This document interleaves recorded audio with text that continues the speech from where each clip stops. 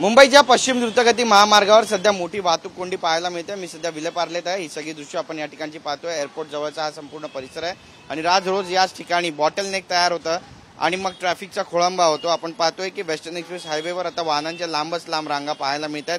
गोरेगाव ते विलेपार्ले पर्यंत सध्या वाहतूक स्लो मूव्हिंग झाली आहे आणि मुंबईकडे जाणाऱ्या मार्गावर वाहतूक कोंडी झाल्याने वाहतूक जवळपास अर्धा ते पाऊण तास उशिराने सुरू आहे।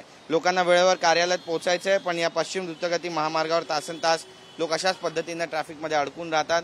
वारंवार प्रशासनाला याबाबत विनवण्या करतात, मात्र परिस्थिती जैसे थे तशीच सध्या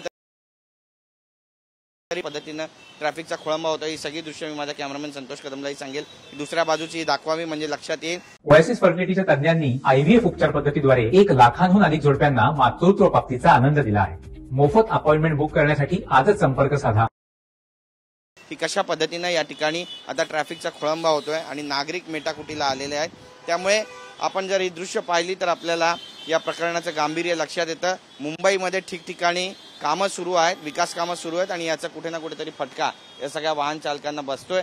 तासनतास त्यांना अशाच पद्धतीने ट्रॅफिकमध्ये अडकून राहावं लागतंय। हॉकिंग होते, ध्वनी प्रदूषण होतंय, त्यासोबतच वातावरणही दूषित होतंय, कारण बरंच पेट्रोल खर्च केलं जातंय आणि यातून निघणारा जो धूर आहे तो वातावरणासाठी अत्यंत घातक ठरतोय आणि त्यामुळे यावर आता प्रशासन काही उपाययोजना करणार आहे का हे पाहणं सुद्धा तितकंच महत्त्वाचं ठरेल। कॅमेरा पर्सन संतोष कदमसह गिरीश गायकवाड, TV9 मराठी, मुंबई।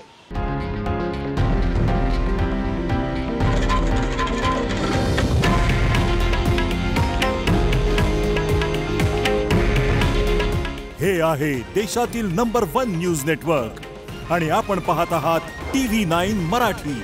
काळजी तुमची, हित महाराष्ट्राचं।